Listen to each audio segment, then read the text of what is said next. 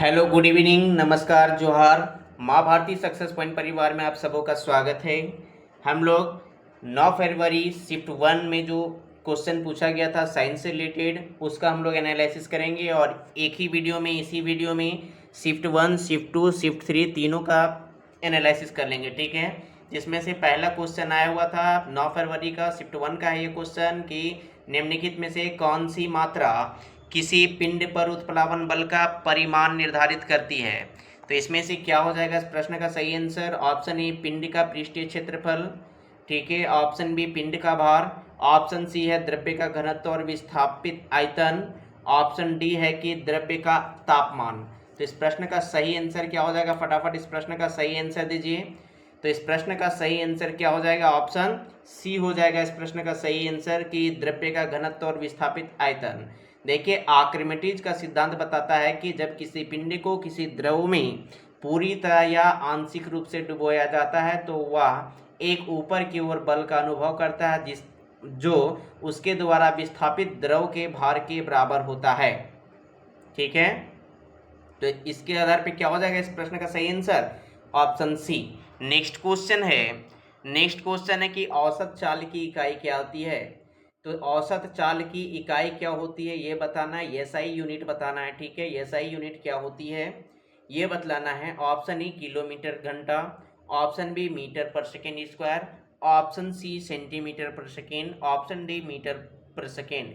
तो देखिए, औसत चाल इज इक्वल टू होता है कुल दूरी बटा कुल समय, ठीक है। औसत चाल इज इक्वल टू होता है कुल दूरी बटा कुल समय, और कुल दूरी को वहाँ पे मीटर में डिनोटेड किया जाता है और जो समय को सेकेंड में लेते हैं, ठीक है। इसलिए मीटर पर सेकेंड इस प्रश्न का सही आंसर हो जाएगा ऑप्शन डी, ठीक है।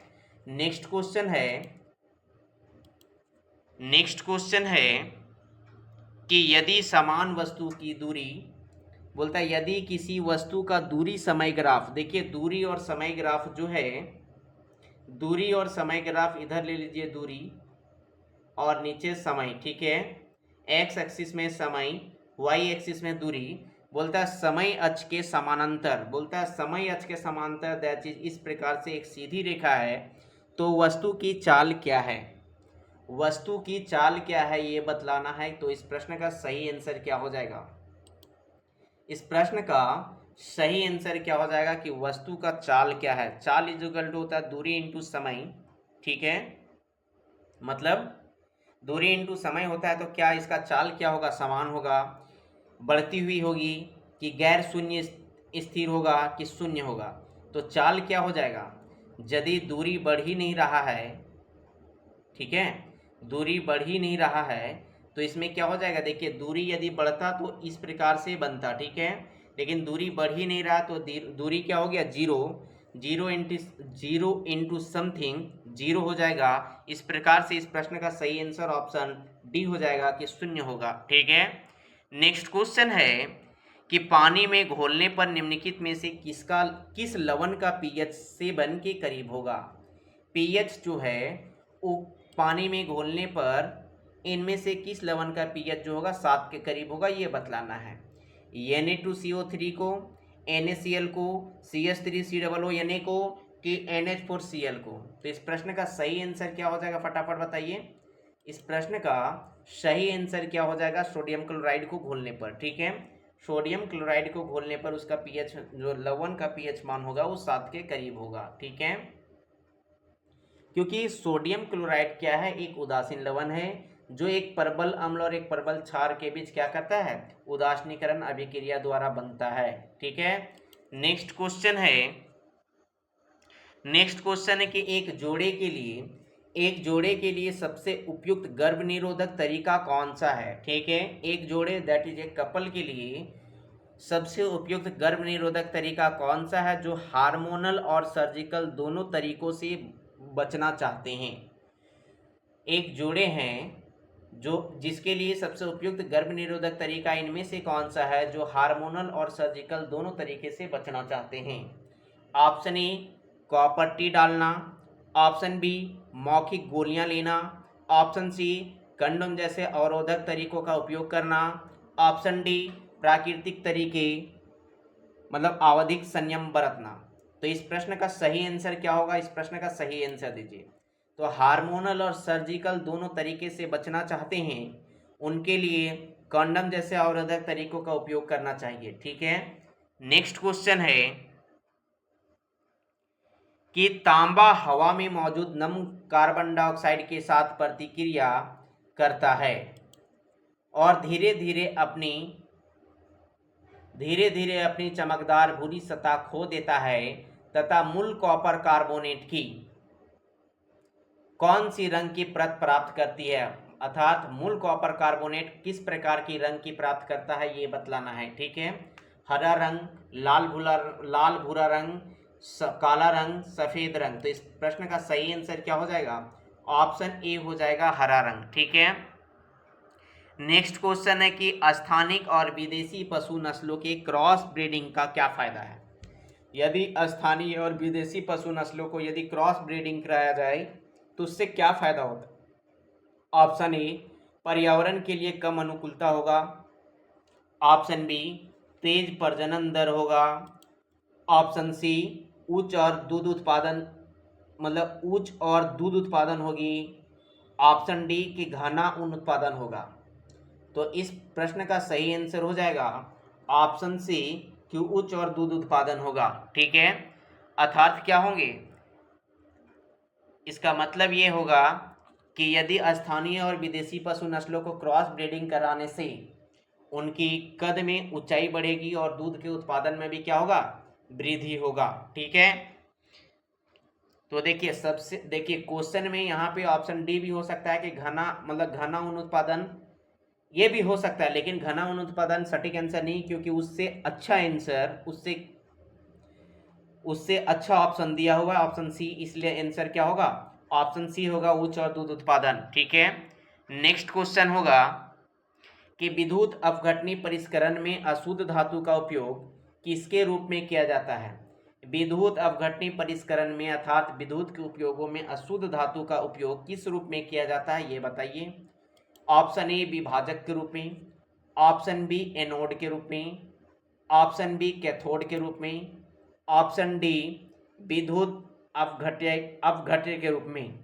तो इस प्रश्न का आंसर होगा कि विद्युत अपघटनी परिष्करण में जो अशुद्ध धातु का उपयोग किया जाता है, अशुद्ध धातु का उपयोग किया जाता है, उसको एनोड के रूप में किया जाता है। ठीक है, एनोड के रूप में। देखिए सभी कोई एनोड और कैथोड में ही कंफ्यूजन हो रहे होंगे। ठीक है, तो अशुद्ध धातु का उपयोग जो होता है वो एनोड के रूप में किया जाता है।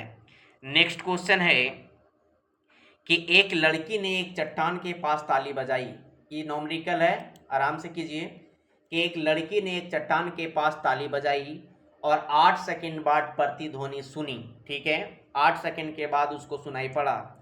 यदि ध्वनि की चाल 320 मीटर पर सेकंड ली जाती है, ध्वनि की चाल तो मीटर पर सेकंड में ही होगा। ठीक है, ध्वनि की चाल 320 मीटर पर सेकंड ली जाती है, तो लड़की से चट्टान की दूरी क्या है? देखिए आपको डिस्टेंस निकालना, आप लोग जानते हैं कि चाल इज इक्वल टू क्या होता है? दूरी बटा समय होता है। ठीक है, और दूरी इज इक्वल टू होता है चाल इंटू समय। ठीक है, दूरी इज इक्वल टू होता है चाल इंटू समय। इसलिए यदि आप लोग इसका दूरी निकालना चाहेंगे कि आने और जाने का मतलब प्रतिध्वनि नहीं, मतलब आने जाने दोनों तरफ का जो ध्वनि का जो है ये दूरी डिस्टेंस हो जाएगा, वो 320 इंटू 8 होगा, तो कितना हो जाएगा? 1280। ठीक है, 1280 हो जाएगा। नहीं, देखिए 320 इंटू 8 बटा 2 कर दीजिए, जो आएगा वही आंसर हो जाएगा। ठीक है, 320 इंटू 8 बटा 2। ठीक है, 320 इंटू 8 बटा 2 कीजिए, तो यहाँ आ जाएगा कितना? 320, एक मिनट, 320 इंटू 8 बटा 2। क्यों करना 2? क्योंकि हमको एक ही तरफ का लेना है, क्योंकि डिस्टेंस सिर्फ लेना है कि कितना देरी में आएगा। ठीक है, एक तरफ का ही डिस्टेंस लेना है, इसलिए यहाँ कट गया तो 16, 160 इंटू 8 कीजिएगा तो आ जाएगा कितना? आ जाएगा आपका 1280। इस प्रकार इस प्रश्न का सही आंसर ऑप्शन सी हो जाएगा। ठीक है, 1280 मीटर। नेक्स्ट क्वेश्चन है कि बहुकोषीय जीवों में श्रम विभाजन को निम्नलिखित में से कौन सा सबसे अच्छी तरह समझाता है? बहुकोषीय जीवों में, ठीक है, शरीर का प्रत्येक अंग एक एकल कोशिका से बना होता है। ऑप्शन बी है कि बहुकोशिकीय जीवों में केवल एक प्रकार की कोशिका होती है, ऐसा तो नहीं है। ऑप्शन सी है कि सभी कोशिकाएं एक जीव में समान कार्य करते हैं, ऐसा तो नहीं है, सारे कोशिकाएं बहुकोशिकीय जीवों में क्या है, अलग अलग काम करते हैं। ऑप्शन डी है कि विभिन्न कोशिकाओं में विशेष कार्य होते हैं, ये सही है कि अलग अलग कोशिकाएं अलग अलग कार्य करते हैं बहुकोशिकीय जीवों में। तो इस प्रकार इस प्रश्न का सही आंसर ऑप्शन डी हो जाएगा। नेक्स्ट क्वेश्चन है कि किसी विलयन में H+ आयन की सांद्रता मुख्य रूप से निर्धारित करती है इसकी। कोई विलयन है, किसी विलयन में H+ आयन, ठीक है, कि सांद्रता मुख्य रूप से निर्धारित करती है। तो आप लोग पढ़े होंगे कि H+ आयन देना या OH- आयन देना क्या बताता है, किस प्रकार की मुख्य रूप से निर्धारित करती है, किस प्रकार की सांद्रता को मुख्य रूप से निर्धारित करती है, किस प्रकार की सांद्रता के बारे में बताता है H+। तो जब जलीय प्रवस्था में अम्लता की डिग्री होती है या अम्ल का मात्रा होता है तो H+ आयन देता है। और जब क्षार, ये मतलब कि जलीय प्रवस्था में क्षार की मात्रा जब घुलता है तो वो H- देता है, ठीक है। तो इस प्रकार हम लोग इस प्रश्न का सही आंसर ऑप्शन बी कर सकते हैं आसानी से। देखिए सेम भाषा है, वही क्वेश्चन है जो उस दिन पूछा गया था क्वेश्चन, ठीक है। इसलिए भाषा सबसे बड़ी चीज़ है कि आपको आसानी से पढ़ा दिया जाता है, ठीक है। लेकिन क्या है कि भाषा के कारण जो क्वेश्चन सिटिंग किया गया है या जिस तरह से ऑप्शन में लिखा गया है उसके कारण क्या है, थोड़ा सा क्रिटिकल हो जाता है यदि आप PYQ नहीं करके जाते हैं तो, ठीक है। नेक्स्ट क्वेश्चन है कि मनुष्यों में निषेचन के बाद, मनुष्य में निषेचन के बाद विकास के सही क्रम में निम्नलिखित को व्यवस्थित करें, ठीक है। विकास के सही क्रम में, ठीक है, निषेचन होने के बाद क्या बनता है, पहले भ्रूण बनता है कि युग्मनज बनते हैं, उसके बाद गर्भ बनते हैं, इनमें से क्या पहले बनता है, भ्रूण, युग्मनज और गर्भ। तो पहला ऑप्शन है कि पहले गर्भ होता है, उसके बाद भ्रूण, उसके बाद युग्मनज। ऑप्शन बी है कि पहले युग्मनज होता है, फिर गर्भ बनता है, फिर भ्रूण। ऑप्शन सी है कि पहले भ्रूण बनता है, उसके बाद गर्भ, उसके बाद युग्मनज। ऑप्शन डी है कि पहले युग्मनज, उसके बाद भ्रूण, उसके बाद गर्भ, ठीक है। तो आप लोग जानते होंगे कि फैलोपियन ट्यूब, ठीक है, फैलोपियन ट्यूब में जब निषेचन होता है तो सबसे पहले युग्मनज का निर्माण होता है, उसके बाद भ्रूण का और उसके बाद गर्भ का, ठीक है। तो इस प्रकार इस प्रश्न का सही आंसर क्या हो जाएगा, ऑप्शन डी हो जाएगा। नेक्स्ट क्वेश्चन है, नेक्स्ट क्वेश्चन है कि एक ही माता पिता के दो बच्चे, एक ही माता पिता के दो बच्चे एक दूसरे से मिलते जुलते हैं, ठीक है, लेकिन बिल्कुल एक जैसे नहीं होते हैं, क्योंकि अर्थात उसमें विविधता की मात्रा होती है, अर्थात विविधता मतलब अनेक अलग अलग दिखते हैं। ऐसा क्यों होते हैं, जब एक ही माता पिता के दो बच्चे एक दूसरे से मिलते जुलते नहीं हैं, ऐसा क्यों। ऑप्शन ए है कि वे अपने माता पिता में मौजूद आनुवंशिक भिन्नता के विभिन्न संयोजन दिखाते हैं। ऑप्शन बी है, ऑप्शन बी है कि उनके माता पिता बहुत कम आनुवंशिक भिन्नता दिखाते हैं। ऑप्शन सी है कि उनमें से प्रत्येक अपने DNA कॉपी करने के तंत्र में भिन्नता दिखाता है। ऑप्शन डी है कि उनमें से प्रत्येक केवल एक माता पिता से सभी आनुवंशिक गुण प्राप्त करता है। तो क्या इसमें सही आंसर होगा, ये बताइए। इसमें सही आंसर क्या होगा, ऑप्शन ए हो जाएगा सही आंसर कि वे अपने माता पिता में मौजूद आनुवंशिक भिन्नता के विभिन्न संयोजन दिखाते हैं, ठीक है। ऑप्शन ए हो जाएगा इस प्रश्न का सही आंसर। नेक्स्ट क्वेश्चन है कि एक अवतल लेंस द्वारा हमेशा किस प्रकार का प्रतिबिंब बनता है। अवतल लेंस के द्वारा, ठीक है, उत्तल लेंस का नहीं। आप लोग देखिए ज़्यादातर देखते होंगे कि सभी जो इतना भी चिन्ह परिपाटी के अनुसार से पढ़ाया जाता है या जितना भी बनता है उस संभावना ज़्यादा किस में है, उत्तल लेंस में। हम लोग पढ़ते हैं उत्तल लेंस और अवतल दर्पण के बारे में, ठीक है। और जो उत्तल दर्पण और अवतल लेंस का क्या होता है, गुण सेम ही होता है। तो इस प्रकार आप लोगों को बताना है कि एक अवतल लेंस द्वारा हमेशा किस प्रकार का प्रतिबिंब बनाता है, चाहे वस्तु कहीं भी रखी हो। तो अवतल लेंस में जो प्रतिबिंब बनता है वो बनता है कैसा, आभासी बनता है, सीधा बनता है और छोटा बनता है, ठीक है।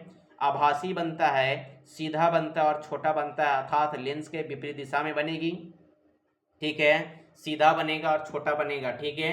यही कंडीशन किस में है, अवतल लेंस में है, तो वहां पे उत्तल दर्पण में यही कंडीशन है। ठीक है, दर्पण में, उत्तल दर्पण में यही कंडीशन है, याद रखिएगा।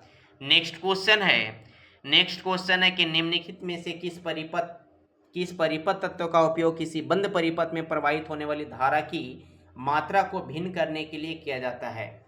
बोला गया है यहाँ पे, क्वेश्चन है कि निम्नलिखित में से किस परिपथ तत्व का उपयोग जो है किसी बंद परिपथ में प्रवाहित होने वाली धारा की मात्रा को भिन्न करने के लिए किया जाता है। प्लग कुंजी का, एमीटर का, रियोस्टेट का, ऑप्शन डी है वोल्ट मीटर का। तो रियोस्टेट का उपयोग किया जाता है। ठीक है, बंद परिपथ में, किसी बंद परिपथ में उपयोग किया जाता है प्रवाहित होने वाली धारा के मात्रा को अलग करने के लिए। ठीक है, नेक्स्ट क्वेश्चन है कि निम्नलिखित में से कौन सा पौधा खरपतवार है। आप लोगों को बतलाना है कि इनमें से कौन सा पौधा है जो खरपतवार है। तो Pisum sativum, option B Oryza sativa, option C Cyperus rotundus, option D Vigna unguiculata. तो इस प्रश्न का सही आंसर क्या हो जाएगा, फटाफट आंसर दीजिए। तो साइप्रस रोटुंडस जो है ये क्या है, खरपतवार पौधा है। नेक्स्ट क्वेश्चन है कि किसी निकाय का गुरुत्वाकर्षण स्थितिज ऊर्जा, ठीक है, किसी निकाय का गुरुत्वाकर्षण स्थितिज ऊर्जा में परिवर्तन गुरुत्वाकर्षण बल द्वारा किए गए कार्य से किस प्रकार संबंधित है। कि किसी निकाय का गुरुत्वाकर्षण स्थितिज ऊर्जा में परिवर्तन गुरुत्वाकर्षण बल द्वारा किए गए कार्य से किस प्रकार संबंधित है। ठीक है, तो इसमें किस तरह हो जाएगा, डब्ल्यू जी इक्वल टू 0 हो जाएगा कि W G equal to minus P, मतलब पोटेंशियल एनर्जी हो जाएगा कि वो दोनों असंबंधित हो जाएगा कि ऑप्शन डी हो जाएगा। तो इस प्रश्न का सही आंसर क्या हो जाएगा, ऑप्शन बी हो जाएगा। ठीक है, नेक्स्ट क्वेश्चन है कि लोहे का संक्षारण आमतौर पर जंग लगना के रूप में जाना जाता है और इसके लिए निम्नलिखित की आवश्यकता होती है। किसकी आवश्यकता होती है, अर्थात जंग लगने के लिए लोहे में संक्षारण आमतौर पर जिसको जंग लगना के रूप में जाना जाता है, तो जंग लगने के लिए क्या क्या चीज़ की आवश्यकता होती है ये पूछा गया है इस क्वेश्चन में। ठीक है, ऑप्शन ए है कि नमी और उच्च अम्लता, ऑप्शन बी है कि पानी और वायुमंडलीय ऑक्सीजन, ऑप्शन सी है कि लोहा और बहुत ठंडा तापमान, ऑप्शन डी है कि नमक और तेज अम्ल की उपस्थिति। तो अम्ल की उपस्थिति में तो जल्दी नहीं लगेगा, तो किसके लिए है, मतलब जंग क्यों लगेगा, तो जंग लगने का कारण क्या होता है, जंग लगने का कारण क्या होता है, पानी और वायुमंडलीय ऑक्सीजन, पानी और ऑक्सीजन की उपस्थिति के कारण क्या होती है,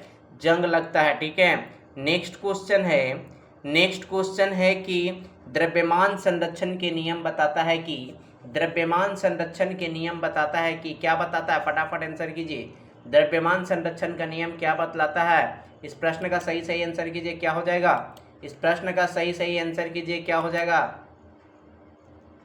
ऑप्शन ए कि अभिक्रियाओं में द्रव्य का निर्माण किया जा सकता है, ऑप्शन बी कि अभिक्रिया के दौरान द्रव्यमान हमेशा घटता है, ऑप्शन सी है कि रासायनिक अभिक्रिया में द्रव्यमान का ना तो निर्माण किया जा सकता है और ना ही नष्ट किया जा सकता है। ठीक है, ऑप्शन डी है कि अभिक्रियाओं के दौरान द्रव्य को नष्ट किया जा सकता है। तो द्रव्यमान संरक्षण का नियम बतलाता है कि रासायनिक अभिक्रिया में द्रव्यमान का ना तो निर्माण किया जा सकता है और ना ही नष्ट किया जा सकता है। ठीक है, तो द्रव्यमान संरक्षण का नियम का सही अस्तित्व कौन है, ऑप्शन सी हो जाएगा इस प्रश्न का सही आंसर। नेक्स्ट क्वेश्चन है कि अनेक एक कोशिकीय जीवों में उपापचयी अपशिष्ट को हटाने की विधि क्या है। अनेक एक कोशिकीय जीवों में उपापचयी अपशिष्ट को हटाने की विधि क्या है, ऑप्शन ए कि एक साधारण विसरण प्रक्रिया के माध्यम से, ऑप्शन बी कि विरिक के माध्यम से निस्पंदन द्वारा, ऑप्शन सी है कि विशेष अंगों के उपयोग से, ऑप्शन डी है कि प्रासरण के माध्यम से। तो इस प्रश्न का सही आंसर होगा ऑप्शन ए कि एक साधारण विसरण प्रक्रिया के माध्यम से। नेक्स्ट क्वेश्चन है कि यदि एक सीधे चालक में धारा दोगुनी कर दी जाती है, तो उससे एक निश्चित दूरी पर चुंबकीय क्षेत्र क्या होगा। ठीक है, उससे एक निश्चित दूरी पर चुंबकीय क्षेत्र क्या होगा ये बतलाना है, फटाफट आंसर कीजिए। ऑप्शन ए कि आधा हो जाता, ऑप्शन बी वही रहता, ऑप्शन सी दोगुना हो जाता, ऑप्शन डी शून्य हो जाता है। तो इस प्रश्न का सही आंसर क्या हो जाएगा कि यदि एक सीधे चालक में धारा दोगुनी किया जाता है, आई दोगुना कर दिया गया है, तो उसमें निश्चित दूरी पर चुंबकीय क्षेत्र क्या होगा, क्या हो जाएगा, दोगुना हो जाएगा चुंबकीय क्षेत्र। ठीक है, नेक्स्ट क्वेश्चन है कि कौन सा कथन यौगिक जल स्थिर अनुपात के नियम का सबसे अच्छा वर्णन करता है। फटाफट आंसर कीजिए। इस प्रश्न का सही आंसर क्या हो जाएगा कि कौन सा कथन यौगिक जल के स्थिर अनुपात के नियम का सबसे अच्छा वर्णन करता है। ऑप्शन ए, यौगिकों के गुणधर्म तत्वों के समान होते हैं। ऑप्शन बी, एक रासायनिक यौगिक में हमेशा द्रव्यमान के अनुसार एक निश्चित अनुपात में संयुक्त समान तत्व होते हैं। ऑप्शन सी है कि तत्व यौगिक बनाने के लिए किसी भी अनुपात में संयोजित होते हैं। ऑप्शन डी है कि उत्पादों के कुल द्रव्यमान हमेशा एक अभिक्रिया में अभिकारकों से अधिक होता है। तो इस प्रश्न का सही आंसर ऑप्शन बी हो जाएगा कि एक रासायनिक यौगिक में हमेशा द्रव्यमान के अनुसार एक निश्चित अनुपात में संयुक्त समान तत्व होते हैं। ठीक है, जैसे कि जल का पूछा तो H2O, ठीक है, 1:8 में हमेशा वो रहेगा। ठीक है, हमेशा उसका द्रव्यमान जो है वो 1:8 में ही रहेगा, चाहे आप कितनों ले लीजिए, कितना भी यूनिट ले लीजिए जल का। ठीक है, नेक्स्ट क्वेश्चन है कि आग या रेडिएटर के ऊपर उठने वाली गर्म हवा की अशांत धारा से देखी जाने वाली वस्तुओं की यादृच्छिक रूप से हिलना या टिमटिमाना का प्रभाव क्या है। देखो, टिमटिमाना या हिलना का प्रभाव किसके कारण होता है, प्रकाश के प्रकीर्णन के कारण। ठीक है, प्रकाश के अपवर्तन के कारण क्या होता है, अपवर्तन के कारण होता है। तो इस प्रश्न का सही आंसर क्या हो जाएगा, फटाफट इस प्रश्न का सही आंसर दीजिए, क्या होगा। ऑप्शन ए, ऊष्मा विकिरण के कारण दृश्य विकृति। ऑप्शन बी, प्रकाश के विवर्तन। ऑप्शन सी, टिंडल प्रभाव। ऑप्शन डी, छोटे पैमाने पर वायुमंडलीय अपवर्तन। तो इस प्रश्न का सही आंसर ऑप्शन डी हो जाएगा कि छोटे पैमाने पर वायुमंडलीय अपवर्तन। ठीक है, अपवर्तन के कारण क्या होता है, हिलना या टिमटिमाना, ठीक है, का प्रभाव दिखाई देता है। नेक्स्ट क्वेश्चन है कि पर्यावरण में ऑक्सीजन की उपलब्धता में कमी से, ठीक है, पर्यावरण में ऑक्सीजन की उपलब्धता में कमी से पशु कोशिकाओं में वायवीय श्वसन के किस चरण पर सबसे पहले प्रभाव पड़ने की संभावना है। यदि ऑक्सीजन की कमी हो जाती है पर्यावरण में, ठीक है, पर्यावरण की उपलब्धता में यदि ऑक्सीजन की कमी हो जाता है तो पशु के कोशिकाओं में वायवीय श्वसन, जो हम लोग वायु का जो श्वसन करते हैं, उसमें किस चरण पर सबसे पहले प्रभाव पड़ने की संभावना है। लैक्टिक अम्ल किण्वन पर। ऑप्शन बी, क्रेब्स चक्र पर। ऑप्शन सी, ग्लाइकोलाइसिस पर। ऑप्शन डी, इलेक्ट्रॉन परिवहन श्रृंखला पर। तो इस प्रश्न का सही आंसर क्या हो जाएगा, तो इस प्रश्न का जो सही आंसर होगा ऑप्शन डी हो जाएगा, इलेक्ट्रॉन परिवहन श्रृंखला पर प्रभाव पड़ेगा। ठीक है, नेक्स्ट क्वेश्चन है, तो इस प्रकार यहाँ अभी हम लोग 24 क्वेश्चन देखें, टोटल 25 क्वेश्चन एक सेट में रहता है, लेकिन एक क्वेश्चन किसी कारणवश टैपिंग नहीं हुआ है। ठीक है, अब है अभी शिफ्ट 2। अब शिफ्ट 2 में जो क्वेश्चन आया हुआ है, जिसमें से पहला क्वेश्चन है कि निम्नलिखित में से कौन सा योजक अभिक्रिया का एक उदाहरण है। तो योजक अभिक्रिया क्या होता है कि एक योजक अभिक्रिया एक प्रकार का कार्बनिक अभिक्रिया होता है जहां 2 या 2 से अधिक अणु मिलकर एक बड़ा अणु बनाते हैं, जो आमतौर पर क्या होते हैं, बहुबंधों, मतलब बहुत सारे बंधों द्वारा क्या होते हैं, मतलब 2 या त्रिक बंधों वाले यौगिकों में होते हैं। ठीक है, 2 या त्रिक बॉन्ड मतलब कितने, 2 या 3 तो बॉन्ड होना चाहिए। ठीक है, डबल बॉन्ड या ट्रिपल बॉन्ड से वो बंधे होते हैं। ठीक है, तो इस प्रकार इस प्रश्न का पहला है कि मीथेन का क्लोरीनीकरण। ठीक है, ऑप्शन बी है कि एथीन का हाइड्रोजनीकरण। ऑप्शन सी है कि एसिटिक एसिड का जल अपघटन। ऑप्शन डी है कि एल्कोहल का निर्जलीकरण। तो योजक अभिक्रिया के अंतर्गत इस प्रश्न का सही आंसर क्या हो जाएगा, इस प्रश्न का सही आंसर हो जाएगा एथीन का हाइड्रोजनीकरण। ठीक है, एथीन का हाइड्रोजनीकरण हो जाएगा। ठीक है, तो इस प्रश्न का सही आंसर क्या हो जाएगा, ऑप्शन बी हो जाएगा कि एथीन में हाइड्रोजनीकरण में निकेल या किसको, पैलेडियम जैसे उत्प्रेरक की उपस्थिति में एथीन जो होता है वो डबल बॉन्ड में हाइड्रोजन का योग शामिल हो जाता है, जिससे क्या होता है कि एथेन बनता है।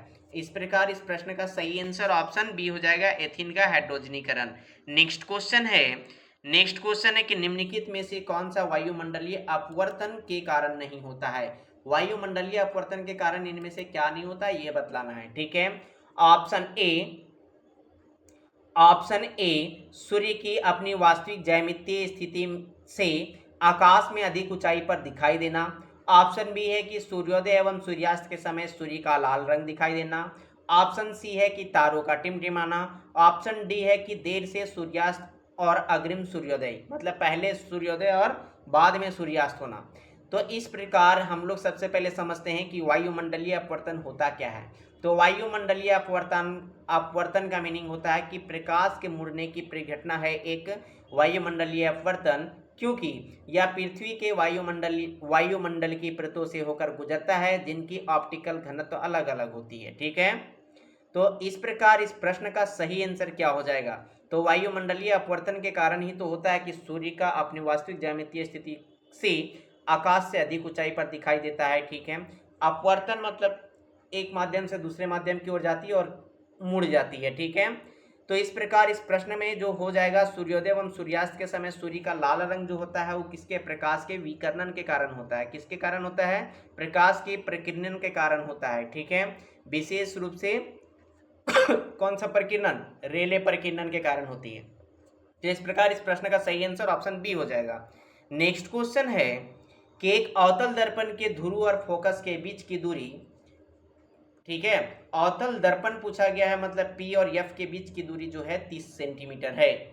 बोला गया है कि इस दर्पण द्वारा पर्दे पर इस दर्पण के ध्रुव से 40 सेंटीमीटर की दूरी पर एक वास्तविक और उल्टा प्रतिबिंब बनता है, तो वस्तु की दूरी क्या होगी ये बतलाना है। ठीक है, वस्तु की दूरी बताना है कि क्या होगी। ठीक है, अर्थात यू निकालना है आप लोगों की कि क्या होगा। ठीक है, वस्तु की दूरी क्या होगा ये निकालना है। बोल रहा है सबसे पहले पूरा क्वेश्चन समझिए कि एक अवतल दर्पण है जिसका ध्रुव और फोकस के बीच की दूरी जो है 30 सेंटीमीटर है। ठीक है, ठीक है, मतलब एफ जो है 30, तो सी कितना हो जाएगा? 60। बोलता है इस दर्पण द्वारा पर्दे पर इस दर्पण के ध्रुव से 40 सेंटीमीटर की दूरी पर वास्तविक बनाएगा, अर्थात किधर बनाएगा? मतलब अपनी ओर ही बनाएगा। ठीक है, मतलब नेगेटिव बनाएगा, वास्तविक और उल्टा प्रतिबिंब बनाता है। ठीक है, हो गया कि 40 सेंटीमीटर है, अर्थात ये जो है सी और एफ के बीच में है। तो बोलता है वस्तु की दूरी क्या होगी, अर्थात यू क्या होगा? तो यू तो जो भी आएगा वो माइनस में ही आएगा। ठीक है, क्योंकि वास्तविक बना रहा है तो माइनस में आएगा। अब क्या हो जाएगा ये निकालिए। देखिए यहाँ पे इसका फॉर्मूला जानते हैं कि क्या होता है, 1/u इज इक्वल टू, नहीं, 1/f is equal to 1/v plus 1/u। अब मान पुट कर दीजिएगा तो इसका आएगा 120। ठीक है, 120 आएगा, तो 120 में क्या हो जाएगा? प्लस की माइनस, तो ऐसे ही आंसर मारिएगा तो माइनस 120 ही हो जाएगा। ठीक है, तो इस प्रकार ऑप्शन सही आंसर हो जाएगा ऑप्शन डी। नेक्स्ट क्वेश्चन है कि पदार्थ की किस अवस्था में कणों के बीच का स्थान अधिकतम होता है? पदार्थ के किस अवस्था में? पदार्थ के 3 अवस्था होते हैं, ऐसे तो 5 अवस्थाएं लेकिन मुख्यतः 3 अवस्था हैं। तो उनमें से किस में पदार्थ के कणों के बीच स्थान अधिकतम होता है? तरल में, गैस में, सभी में समान स्थान होता है, ऑप्शन डी ठोस में। तो इस प्रश्न का सही आंसर क्या हो जाएगा कि गैस में जो होता है, गैस में क्या होता है कि पदार्थ के कणों के बीच स्थान क्या होता है? अधिकतम होता है। तो इस प्रकार इस प्रश्न का आंसर क्या हो जाएगा? Option B. नेक्स्ट क्वेश्चन है कि एस्पायरोगैरा में सफल विखंडन प्रजनन के लिए सबसे महत्वपूर्ण शर्त क्या है? ठीक है, एस्पायरोगैरा में सफल विखंडन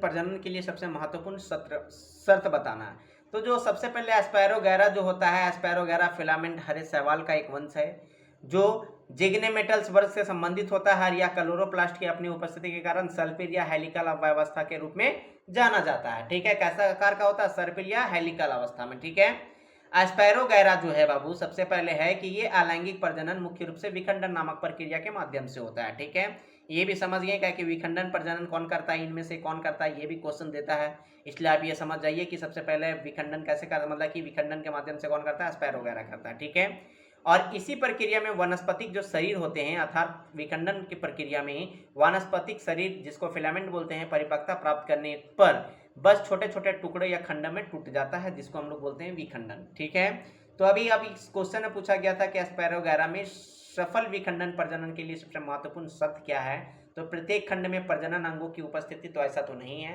वो क्या होता है? टूट जाता है। ऑप्शन बी है कि खंडों के बीज बनाने की क्षमता, ऐसा तो नहीं है। ऑप्शन सी है कि प्रत्येक खंड में बुनियादी जीवन कार्य करने की क्षमता का होना। ऑप्शन डी है कि पूर्ण विकसित संवहनी प्रणाली का उपलब्धता। तो इस प्रश्न का सही आंसर ऑप्शन सी हो जाएगा कि प्रत्येक खंड में बुनियादी जीव कार्य करने की क्षमता का होता है, इसीलिए वो क्या होता है कि छोटे छोटे टुकड़ों में अर्थात खंडों में टूट जाता है। ठीक है, नेक्स्ट क्वेश्चन है नेक्स्ट क्वेश्चन है कि पौधों में पानी और खनिजों के ऊर्ध्वाधर परिवहन के लिए जाइलम में कौन सी कोशिकाएं मुख्य रूप से उत्तरदायी है। अब यहाँ पे जाइलम के बारे में पूछा गया है कि जाइलम जो है, जाइलम में कौन सी कोशिकाएं मुख्य रूप से उत्तरदायित्व तो है। जाइलम फाइबर, सहचर कोशिकाएं, वही निकाएं और वही काएं की ऑप्शन डी है चालनी या नलिकाएं। तो इस प्रश्न का सही आंसर क्या हो जाएगा? इस प्रश्न का सही आंसर बताइए क्या हो जाएगा? इस प्रश्न का सही आंसर होगा ऑप्शन सी, वही निकाएं और वही काएं। ठीक है। नेक्स्ट क्वेश्चन है कि विद्युत धारा का तापीय प्रभाव सबसे कम होता है किसमें? तापीय प्रभाव जो होता है वो सबसे कम किसमें होता है? तापीय प्रभाव सबसे कम किसमें होता है ये बतलाना। विद्युत धारा का तापीय प्रभाव इनमें से सबसे कम किसमें होता है? तापीय प्रभाव इनमें से सबसे कम किसमें होता है सो बतलाना है। ठीक है। ऑप्शन ए तांबा में, ऑप्शन बी लोहा में, ऑप्शन सी नाइक्रोम में, ऑप्शन डी टंगस्टन में। तो इस प्रश्न का सही आंसर क्या होता है? इस प्रश्न का सही आंसर क्या हो जाएगा? फटाफट आंसर कमेंट कीजिए। सबसे पहले इसमें समझते हैं कि जो तापीय प्रभाव है, वो तापीय प्रभाव मतलब विद्युत धारा का जो तापीय प्रभाव होता है उसी को क्या बोलते हैं? Joule heating. ठीक है, जूल हीटिंग बोलते हैं। और हम लोग जानते हैं कि जूल हीटिंग मतलब कि तापीय प्रभाव एच इज इक्वल टू क्या होता है? Formula H is equal to होता है I square R into T. ठीक है, H is equal to I square, इस पे बहुत सारा नॉमरिकल भी पूछता है। I square R into T होता है। ठीक है, आर इंटू टी होता है। जहाँ एच क्या है जी? तो यहाँ एच जो है उष्मा है, उत्पन्न उष्मा है। आई क्या है? तो धारा है। ठीक है, आर क्या है? तो आर जो है वो प्रतिरोध है और टी क्या है? समय है। ठीक है, और इस नियम के अनुसार बोला गया है कि मतलब विद्युत धारा तापीय प्रभाव के नियम के अनुसार है कि एक चालक में उत्पन्न उष्मा की मात्रा उसे विद्युत प्रतिरोध के सीधे आनुपातिक होती है। इसलिए कम प्रतिरोध वाली सामग्री कम उष्मा उत्पन्न करेगी। समझ गए? कम प्रतिरोध जिसका है उस कम उष्मा उत्पन्न करेगा। ठीक है, इस प्रकार जो है तांबा वो बहुत कम विद्युत प्रतिरोधकता होती है। इस प्रकार इस प्रश्न का सही आंसर क्या हो जाएगा? ऑप्शन ए होगा। ठीक है। नेक्स्ट क्वेश्चन है कि एक रेस कार जो है वो क्या करता है कि विराम से चलना शुरू करती है और एक समान रूप से त्वरित होती है। ठीक है, एक समान रूप से त्वरित हो रही है। यदि कार अपनी गति के 5वें सेकंड में 22.5 मीटर की दूरी तय करती है तो 10वें सेकंड में 10 सेकंड के अंत में तय की गई दूरी क्या है? ठीक है, देखिए 5 सेकंड में जो है 22.5 कर रहा है तो 10 सेकंड में तय की गई दूरी क्या हो जाएगा? ये फटाफट आंसर कीजिए। तो 5 मतलब कि कितना हो जाएगा? 5वें सेकंड से 10वें सेकंड में करेगा अर्थात कितना टोटल कितना हो जाएगा? 5 सेकंड ही। और 225 इंटू 5 करेंगे तो कितना आ जाएगा? फटाफट आंसर कमेंट कीजिए, कितना आएगा? फटाफट आंसर कमेंट कीजिए कि इस प्रश्न को कैसे सॉल्व कीजिएगा। सबसे पहले आप लोग इस प्रश्न को सॉल्व कैसे कीजिएगा ये बतलाइए कि ये प्रश्न का सॉल्यूशन कैसे होगा। ठीक है, तो इस प्रश्न का सॉल्यूशन कैसे होगा कि सबसे पहले दिया होगा कि कुल दूरी ज्ञात करने के लिए हमें गति के nवें सेकंड तक तय की गई दूरी का सूत्र का प्रयोग करना चाहिए और जो कि कार का त्वरण निर्धारित करना होगा। सबसे पहले हम लोग इसमें फार्मूला एक यूज करते हैं कि Sn is equal to U plus, मतलब कि गति का दूसरा फार्मूला यूज करके Sn इज इक्वल टू क्या हो जाएगा? U plus half A into 2n-1। ठीक है, अब इस फार्मूला को यूज करेंगे तो क्या हो जाएगा? इस फार्मूला में यूज करने के बाद तुम्हारा निकल जाएगा कि दूरी कितना हो जाएगा? 250 मीटर हो जाएगा। ठीक है, इस प्रकार इस प्रश्न का सही आंसर ऑप्शन बी होगा। नेक्स्ट क्वेश्चन है कि थर्माइट अभिक्रिया में एल्यूमिनियम के साथ सामान्यतः किस ऑक्साइड का उपयोग किया जाता है? ये बताइए तो कि थर्माइट अभिक्रिया में एल्यूमिनियम के साथ सामान्यतः किस ऑक्साइड का उपयोग किया जाता है? कौन सा ऑक्साइड के साथ? Magnesium oxide, copper oxide, zinc oxide के आयरन 3 ऑक्साइड। तो इस प्रश्न का सही आंसर क्या हो जाएगा? अर्थात आयरन ऑक्साइड। तो इस प्रक्रिया में सही आंसर क्या हो जाएगा? फटाफट आंसर कीजिए कि देखिए जो थर्माइट अभिक्रिया जो होता है एक धातु पाउडर एवं धातु ऑक्साइड के बीच क्या करता है? अत्यधिक उष्माक्षेपी रासायनिक अभिक्रिया। उष्माक्षेपी और उष्माशोषी, समझ रहे हैं?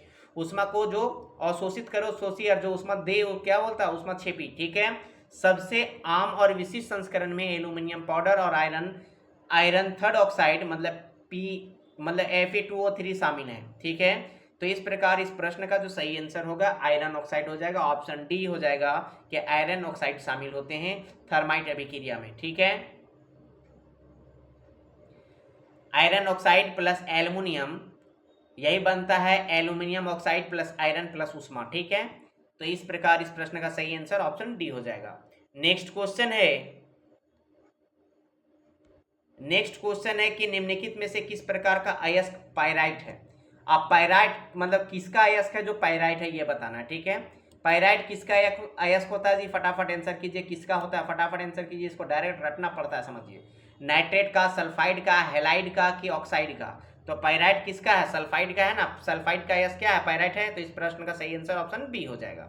नेक्स्ट क्वेश्चन है,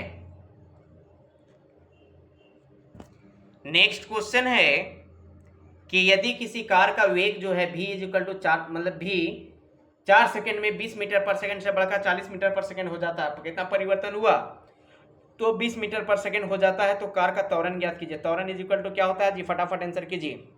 त्वरण का सबसे पहले एसआई यूनिट यदि जानते हैं कि मीटर पर सेकंड स्क्वायर होता है, मीटर पर सेकंड स्क्वायर होता है, ठीक है, मीटर पर सेकंड स्क्वायर होता है, तो यहाँ पे क्या करेंगे, मीटर कितना हो जाएगा, मीटर पर सेकंड स्क्वायर मतलब बढ़ के मतलब 40 माइनस 20 कितना हो गया, 20, 20 बटा सेकेंड इंटू 4 हो गया, तो कितना हो जाएगा 4 मतलब 20 कितना हो जाता है, 20 मीटर पर सेकंड से बढ़कर 40 मीटर पर सेकंड हो जाता है 4 सेकंड में, ठीक है। तो इस प्रकार इस प्रश्न का सही आंसर क्या होगा, फटाफट आंसर निकालिए, तो आंसर फटाफट कमेंट कीजिए, इस प्रश्न का सही आंसर क्या हो जाएगा। इस प्रश्न का सही आंसर जैसे सबसे पहले तो यूनिट से ही हम लोग निकाल सकते हैं कि त्वरण का यह सही यूनिट, क्योंकि कार का त्वरण पूछा है, तो कार का त्वरण इज इक्वल टू हम लोग जान जाते हैं कि क्या होता है कि मीटर पर सेकंड स्क्वायर होता है, तो इसमें ऑप्शन बी और ऑप्शन डी होगा, ठीक है, ऑप्शन बी और ऑप्शन डी होगा, ठीक है। अब यहाँ पे देखिए हम लोग जानते हैं कि त्वरण किसको बोलते हैं, तो वेग में परिवर्तन की दर को त्वरण बोलते हैं, ठीक है। तो v2 माइनस v1 मतलब कि यदि हम लोग यहाँ पे 40 मीटर पर सेकंड माइनस 20 मतलब शुरू में क्या है 20 है, उसके बाद बढ़ के कितना हो गया 40, मतलब v माइनस यू बटा कितना हो जाएगा, v माइनस यू बटा 4 हो जाएगा, अर्थात 40 मीटर पर सेकंड माइनस 20 मीटर पर second is equal to 20 metre पर सेकंड बटा 4, ठीक है, बटा 4 सेकंड। अब यहाँ से काटेंगे तो 4 पचे मतलब 4 पचे 20 मतलब 5 मीटर पर सेकंड स्क्वायर, ठीक है, मीटर रह गया, सेकंड सेकंड गुना हो गया, कितना हो जाएगा पर सेकंड स्क्वायर, इसलिए कितना इसका आंसर आ जाएगा मीटर पर सेकंड मतलब 5 मीटर पर सेकंड स्क्वायर। देखिए क्या करना है कि अंतिम कितना है 40 है, शुरुआत कितना है 20 मीटर पर सेकंड, तो 40 माइनस 20 कीजिएगा तो 20 मीटर पर सेकंड हो गया, ठीक है। 20 मीटर पर सेकंड को डायरेक्ट एम बटा एस लिख दीजिए और इंटू कर दीजिए 4 सेकंड से, क्योंकि इसका यही होता है फॉर्मूला। अब देखिए यहाँ 4 पचे 20 मतलब ये 5 हो गया और यहाँ 5 मीटर हो गया, ठीक है, और 2 सेकंड से क्या हो जाएगा ऊपर चढ़ेगा तो सेकंड ये हो जाएगा, ठीक है। तो इस प्रकार 5 मीटर पर सेकंड स्क्वायर इस प्रश्न का सही आंसर हो जाएगा, ठीक है। नेक्स्ट क्वेश्चन देखिए कि दिया हुआ है कि कौन सा कथन संयोजन अभिक्रिया का सर्वोत्तम रूप से परिभाषित करता है। संयोजन, संयोजन, वियोजन, फटाफट अभिक्रिया के बारे में पूछा गया, संयोजन अभिक्रिया, संयोजन अभिक्रिया किसको बोलते हैं, फटाफट आंसर दीजिए कि संयोजन अभिक्रिया को ही किस अभिक्रिया के नाम से जाना जाता है, तो संश्लेषण अभिक्रिया के भी नाम से जाना जाता है। इसमें होता क्या है कि एक मौलिक रासायनिक प्रक्रिया में जहां 2 या 2 से अधिक सरल पदार्थ क्या करते हैं, एकल या अधिक जटिल उत्पाद बनाते हैं, मतलब क्या होगा कि 2 या 2 से अधिक सरल पदार्थ जो होंगे, अर्थात 2 या 2 से अधिक कंपाउंड मिलके क्या बनाएगा, एक ही मतलब क्या हो जाएगा संयोजन हो जाएगा, मतलब एक ही में सम्मिलित हो जाएगा, ठीक है। जैसे इसका मतलब कैसे होगा, मतलब a plus B is equal to क्या बना देगा ए बी, ठीक है, संयोजन। और वियोजन किसको बोलते हैं जी, जो क्या हो जाएगा जैसे a into B is equal to A plus B, ठीक है। तो इस प्रकार की अभिक्रिया जो होती है संयोजन और वियोजन, समझ गए। अब यहाँ पे ये बताइए कि संयोजन अभिक्रिया का सर्वोत्तम रूप से परिभाषित कौन करता है, 2 या 2 से अधिक अभिकारक मिलकर एकल उत्पाद बनाते हैं, ये तो सही है। ऑप्शन बी है कि एक तत्व अपने यौगिक से दूसरे तत्व को विस्थापित करता है, ये तो विस्थापित नहीं करता है। ऑप्शन सी के दो यौगिक नए यौगिक बनाने के आयनों का आदान प्रदान करते हैं। ऑप्शन डी है कि 2 अभिकारक सरल उत्पादों में टूट जाते हैं। तो इस प्रकार इस प्रश्न का सबसे सटीक आंसर जो होगा 2 या 2 से अधिक अभिकारक मिलकर एक एकल उत्पाद बनाते हैं, जिसको संयोजन अभिक्रिया कहते हैं। और एक अभिकारक से 2 या 2 से अधिक मतलब 2 या 2 से अधिक उत्पाद बनते हैं, उसको वियोजन अभिक्रिया कहते हैं, ठीक है। नेक्स्ट क्वेश्चन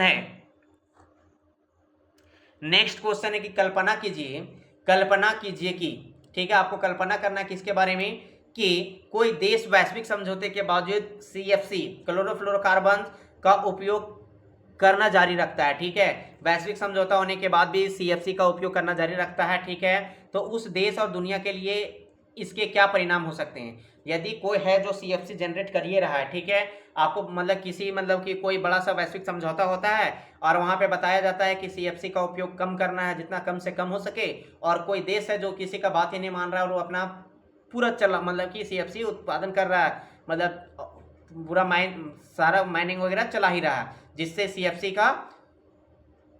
क्या बढ़ रहा है। तो इसमें क्या होगा, ठीक है, कि कोई प्रभाव नहीं पड़ेगा क्योंकि अन्य देशों ने सीएफसी का उपयोग बंद कर दिया है। ऑप्शन बी के पर्यावरणीय क्षति और वैश्विक आलोचना होगी।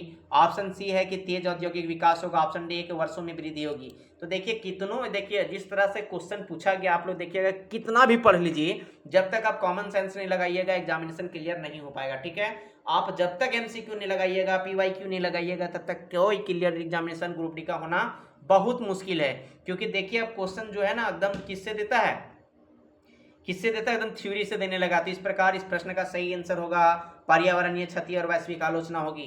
जब कोई देश है जो सीएफसी का उपयोग करना जारी रखेगा तो दूसरे देशों के द्वारा क्या होगा, वैश्विक आलोचना, मतलब पूरे विश्व उसकी आलोचना करेंगे और पर्यावरण की क्षति बढ़ती रहेगी। ठीक है, नेक्स्ट क्वेश्चन है कि विज्ञान के अनुसार कार्य होने के लिए निम्नलिखित में से कौन सी शर्तें पूरी होनी चाहिए। साइंस के अनुसार आप लोग बोलते हैं ना कि साइंस ये चीज साबित करता है। ठीक है, अंधविश्वास पर भरोसा नहीं रखना चाहिए। उसी से रिलेटेड क्वेश्चन दिया है कि विज्ञान के अनुसार कार्य करने के लिए निम्नलिखित में से कौन सी शर्तें पूरी होनी चाहिए।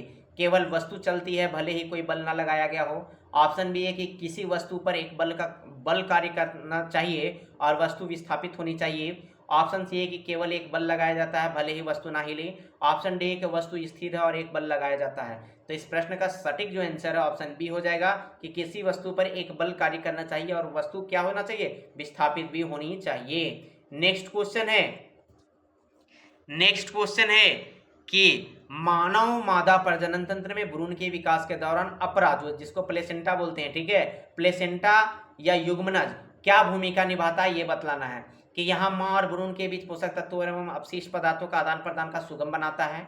ठीक है, ऑप्शन बी है कि यह वह स्थान है जहां अंडे और शुक्राणु का निषेचन होता है। नहीं, ये तो डिम वाइन ये में होता है। ठीक है, ऑप्शन सी है कि यह दो डिम वाहिनी नालिकाओं के गर्भाशय से मिलता है। ऑप्शन डी है कि यह निषेचन के लिए आवश्यक अंडे का उत्पादन करता है। नहीं, यह क्या होता है, जिसको प्लेसेंटा, जो प्लेसेंटा के रूप में धारण कर लेता है निषेचन के बाद, निषेचन के फलस्वरूप ये होता है कि माँ और भ्रूण के बीच पोषक तत्वों एवं अपशिष्ट पदार्थों का आदान प्रदान का सुगम बनाता है। ठीक है, ये क्वेश्चन सटीक क्वेश्चन है, इसे बहुत सारे लोग किए हुए हैं। लगभग कितना परसेंट किया है, 1 मिनट बता देता हूँ अभी कि इस प्रश्न का सही आंसर जो है कितने परसेंट किए हैं। तो इस प्रश्न का जो सही आंसर है, परसेंट में नहीं लिखता है क्या, तो ये डायरेक्टली क्वेश्चन बुक से है, इसको आसानी से किया जा सकता है। ठीक है, तो इस प्रश्न का सही आंसर ऑप्शन ए हो जाएगा।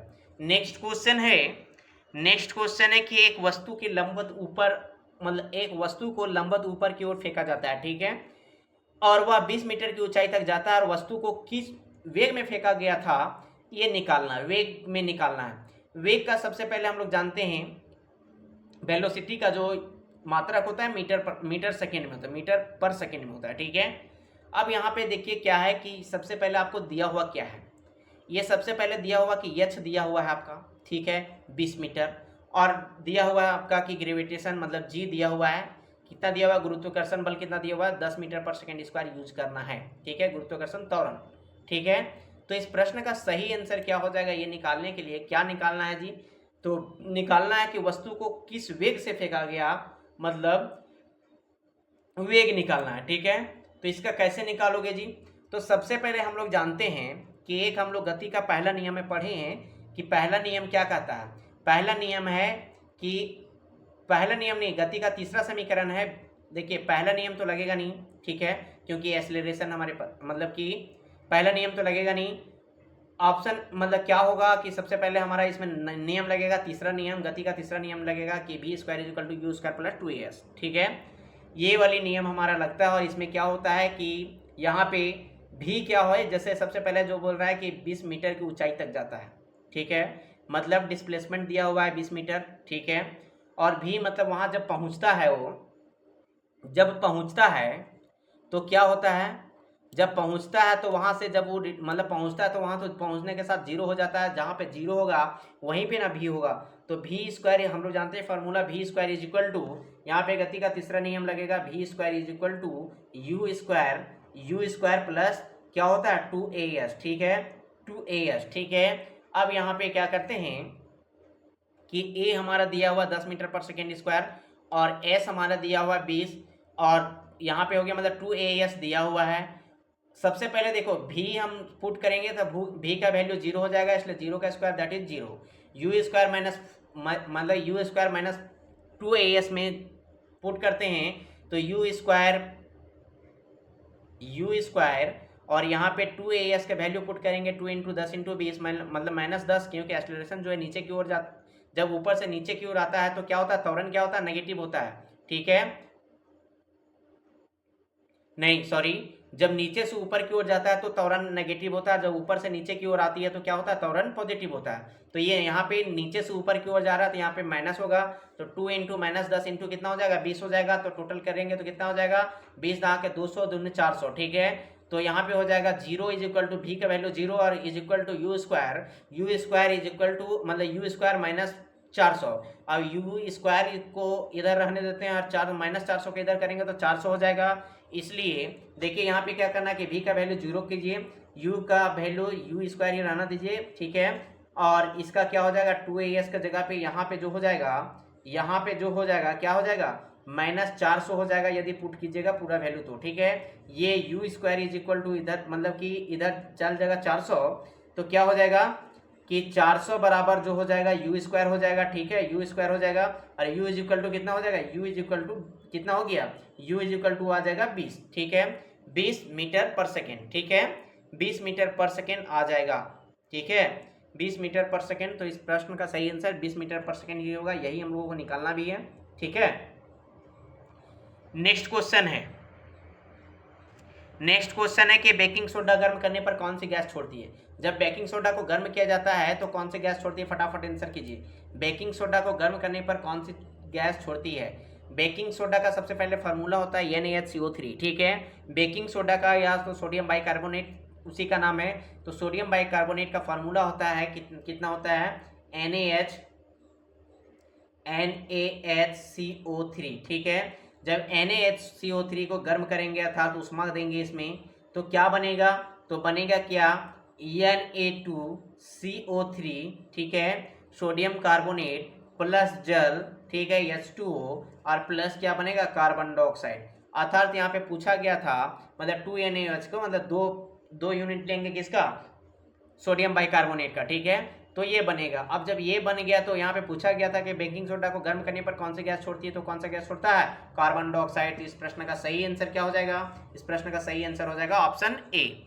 ठीक है, नेक्स्ट क्वेश्चन है कि पौधे के विकासशील भागों को लचीला सहारा, ठीक है, लचीला कौन प्रदान करता है, option A chlorenchyma, option B phloem, option C collenchyma, option D xylem. तो देखिए यहाँ पे जो है, यहाँ पे क्या क्या है पता, यहाँ पे शब्द से आप लोगों को डिस्टर्ब कर दिया। जिसने भी बुक को नहीं पढ़ा, जिसने भी मतलब कि अच्छा से क्वेश्चन नहीं किया है, MCQ नहीं किया है, वहाँ यहाँ पे दो चीज में दिक्कत होगा उसको। किसमें, एक क्लोरेन कैमा में, एक कोलेन कैमा में। अब यहाँ पे होता क्या है कि कोलेन कैमा क्या होता है, तो कोलेन कैमा जो होता है एक सरल अस्थायी उत्तक है जो क्या कहता है कि विकासशील पौधों के भागों में क्या कहता है, जैसे युवा तनु और पत्ती के पनवृत्त को यांत्रिक सहायता एवं लचीलापन प्रदान करता है। ठीक है, लचीलापन या लोच प्रदान करता है कौन, कोलेन कैमा।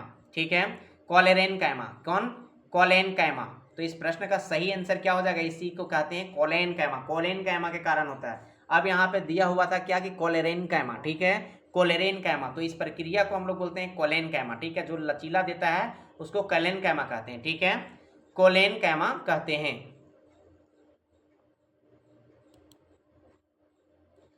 और स्क्लेरेन कैमा में क्या होता है, स्क्लेरेन कैमा के कारण क्या होता है, देखिए पौधे में 3 अवस्था होते हैं। ठीक है, कौन कौन होता है जी, सबसे पहले स्क्लेरेन कैमा में क्या होता है, स्क्लेरेन कैमा के कारण ही होता है कि मृदु उत्तक बनाने के कारण क्या होता है, स्क्लेरेन कैमा परिपक्वता पर एक मृत उत्तक बनाते हैं। ठीक है, जिसके कारण पौधे का जो ऊपरी भाग होता है ना, ठीक है, वो कठोर और कड़ा होता है। ठीक है, तो इस प्रकार इस प्रश्न का समझ में आ गया, ऑप्शन सी हो जाएगा। इस कोलेन कैमा होगा, क्लोरेन कैमा नहीं होगा। ठीक है, कोलेन कैमा होगा, कोलेन कैमा होगा। ठीक है, और वहां पे होता है क्या है, जो मतलब मृदु एवं क्या बताते हैं, मतलब मृत उत्तक के कारण क्या कठोर एवं कड़ा बना देता है।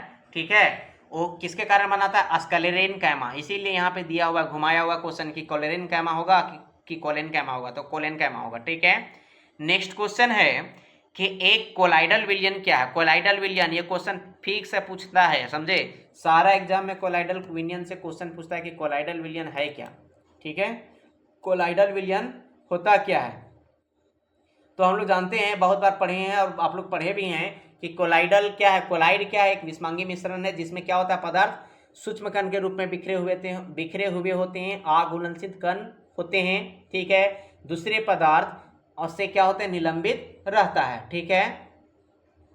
तो इस प्रकार इस प्रश्न का सही आंसर क्या होगा? ऑप्शन ए कि बड़े कणों वाला समान मिश्रण रहेगा, कि केवल गैस वाला पारदर्शी मिश्रण रहेगा, कि सी मिश्रण जिसमें कण पूरी तरह से घुल जाते हैं और जम जाते हैं। ऑप्शन डी रहेगा कि बारीक कणों वाला विस्मांगी मिश्रण। तो एक कोलाइडल क्या है कि बारीक कणों वाला, जैसे छोटा कणों वाला क्या है, विस्मांगी मिश्रण है।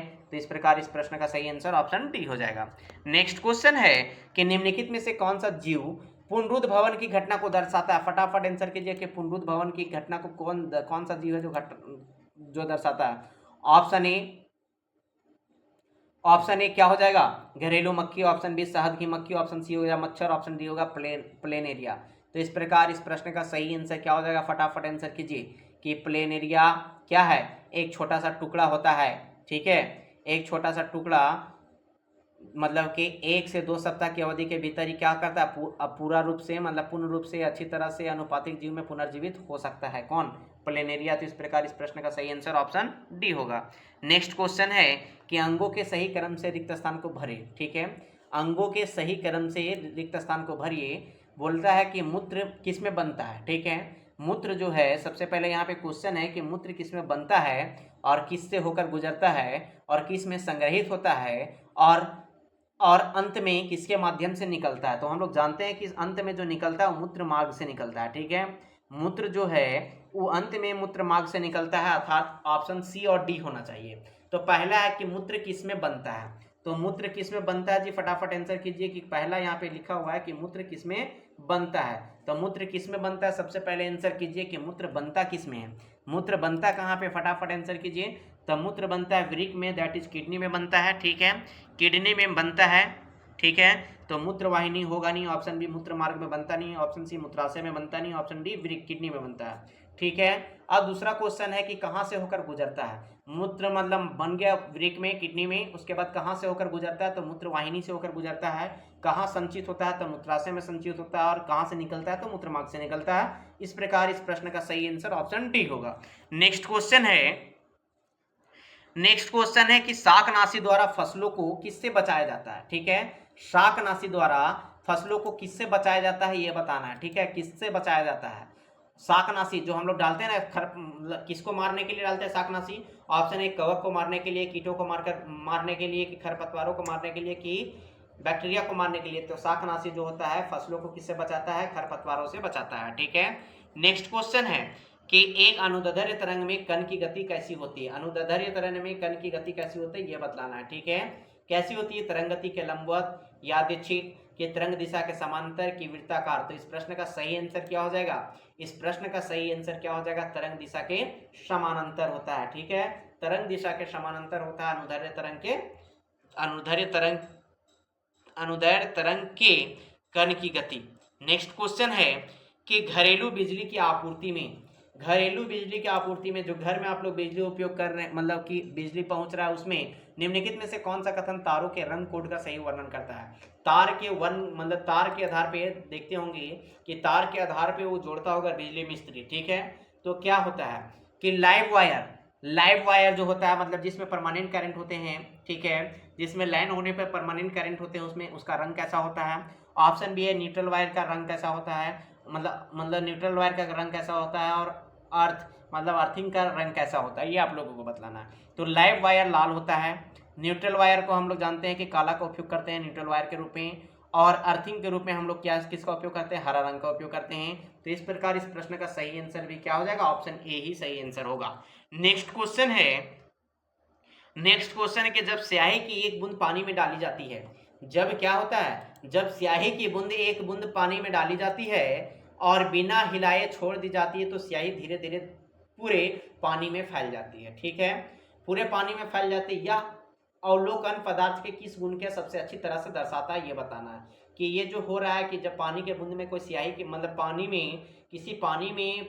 में स्याही की बूंद डालने के बाद क्या होता है, बिना हिलाए नहीं और उसको वैसे ही छोड़ देते हैं, तो क्या होता है, वो धीरे धीरे पूरे पानी में फैल जाती है। ये आप लोग भी करके देखे होंगे। तो किस कारण होता है, कणों की निरंतर गति के कारण, ऑप्शन बी है कि कणों की निश्चित स्थिति के कारण, ऑप्शन सी है कि कणों के बीच आकर्षण के कारण, ऑप्शन डी कणों के बीच रिक्त स्थान के कारण। ठीक है, तो हम लोग इसमें इस प्रश्न का सही आंसर हो जाएगा कि कणों के निरंतर गति के कारण। ठीक है, अब हम लोग आगे देखते हैं इस प्रश्न का सही आंसर ऑप्शन ए। अब हम लोग आगे देखते हैं शिफ्ट थर्ड का क्वेश्चन। ठीक है, शिफ्ट थर्ड का क्वेश्चन, पहला क्वेश्चन है कि एक टोस्टर में हीटिंग तार लाल चमकता है क्योंकि। आप लोग भी चेक करते होंगे कि घर में टोस्टर का जो हीटिंग तार मतलब हीटिंग तार लाल चमकता है। ठीक है, क्यों लाल चमकता है? तो आप लोग बोलते हैं कि करंट इसमें जा रहा है। तो ऐसा क्यों होता है कि इसमें शून्य प्रतिरोध होता है, इसका गलनांक कम होता है, या धारा बहुत अधिक होती है, या धारा का प्रतिरोध करता है और गर्म हो जाता है? तो क्या होता है आप लोग देखते होंगे, जो आप लोग टोस्टर से मतलब टेस्टर से चेक करते हैं तो उसमें क्या होता है कि हीटिंग तार लाल चमकता है, मतलब जो टेस्टर में जो लगा होता है हीटिंग तार, वो देखते होंगे कि लाल चमकता है यदि करंट होता होगा। तो क्या होता है, किसके कारण इस यह होता है? तो इसमें क्या होता है कि धारा मतलब क्या होता है, ये जो हीटिंग तार जो है वो जो क्या करता है, वो धारा का प्रतिरोध करता है और गर्म हो जाता है, जिसके कारण लाल चमकता है। ठीक है, तो इस प्रकार इस प्रश्न का सही आंसर ऑप्शन डी हो जाएगा। नेक्स्ट क्वेश्चन है कि एक बंद सिरिंज। ठीक है, एक बंद सिरिंज जो आप लोग इंजेक्शन लगाते हैं, ठीक है, वही सिरिंज के बारे में बात हो रहा है कि एक बंद सिरिंज जिसमें हवा भरी है। ठीक है, बंद सिरिंज है जिसमें हवा भरी हुई है।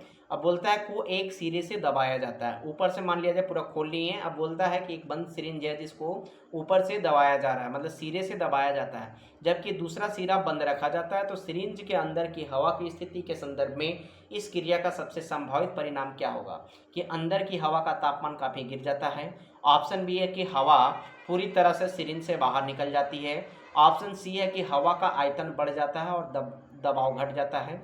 ऑप्शन डी है कि हवा का आयतन घट जाता है और उसका दबाव बढ़ जाता है।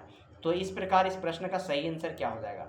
आयतन घट जाएगा जब आप उसको क्या कीजिएगा, जब उसको प्रेस कीजिएगा, दबाइएगा। जब कोई भी सिरिंज में हवा भर लीजिएगा तो खींचने से क्या होगा, हवा भरेगा। जब ऊपर की मात्रा में चल गया तो आप उसको क्या कीजिएगा, उस हवा को दबाइएगा। कब? जब आगे तरफ जो होता है, जो आगे उसका मुंह जो होता है, जब उसका आगे का सिरा जो होता है उसको बंद कर लीजिएगा। तब क्या होगा, जब आप उसका दबा रहे हैं तो क्या होगा, आयतन कम होते जाएगा और दबाव क्या हो जाएगा, मतलब प्रेशर क्या होगा, बढ़ते जाएगा। ठीक है, तो इस प्रकार इस प्रश्न का सही आंसर क्या हो जाएगा, ऑप्शन डी होना चाहिए, ऑप्शन डी होगा। नेक्स्ट क्वेश्चन है कि परमाणु प्रतीकों के नियम के अनुसार फास्फोरस के लिए निम्नलिखित में से किस प्रतीक का उपयोग किया जाता है? अब फास्फोरस का किस प्रतीक से उपयोग किया जाता है, फटाफट आंसर कीजिए कि फास्फोरस को किस कौन सा अक्षर से क्या करते हैं कि डिनोट करते हैं। तो इसका सही आंसर क्या हो जाएगा, फटाफट आंसर कीजिए। तो इसका सही आंसर क्या हो जाएगा, फास्फोरस का सही आंसर क्या हो जाएगा, फटाफट आंसर कीजिए। तो इस प्रश्न का सही आंसर हो जाएगा ऑप्शन बी पी। ठीक है, कैपिटल पी से। ठीक है, नेक्स्ट क्वेश्चन है कि आंतरिक अंगों को सहारा देने के लिए कौन सा संयोजी ऊतक जाना जाता है?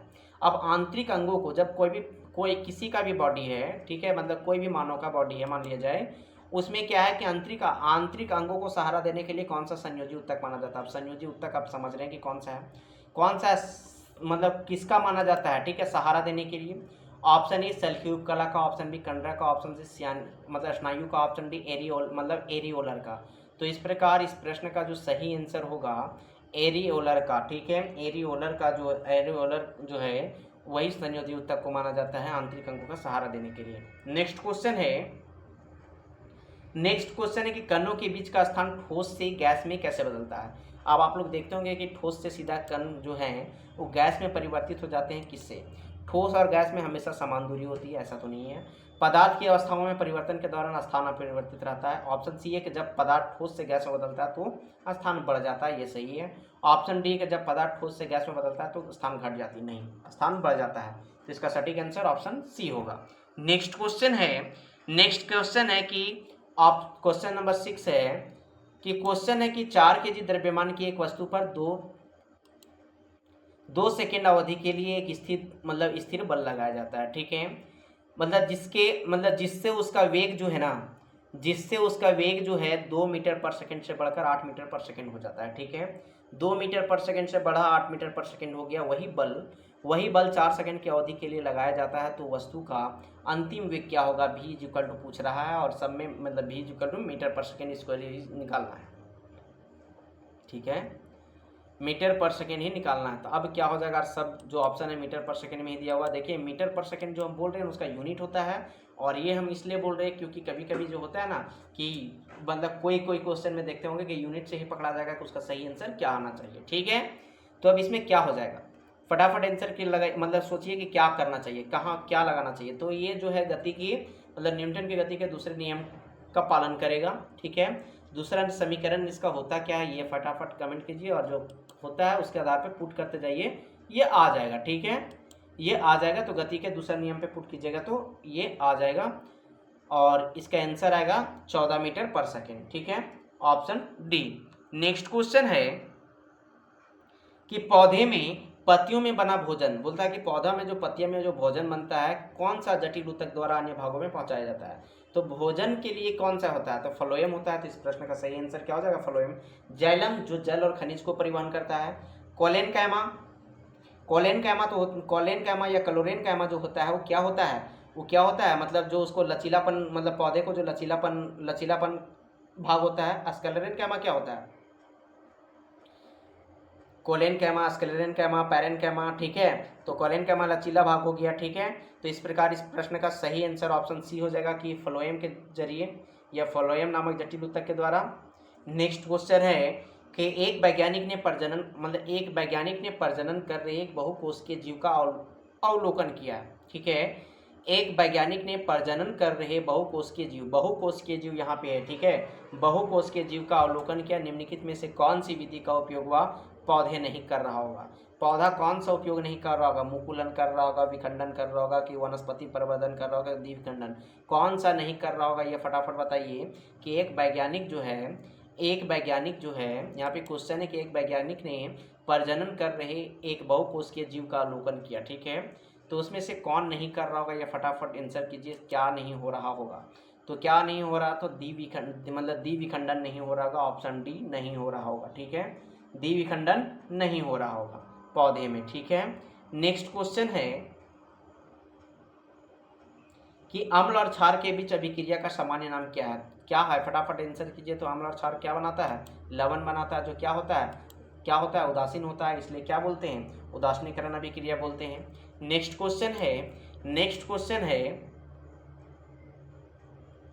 कि एक लड़का एक वस्तु को बल लगाकर एक सिर के ऊपर उठाता है।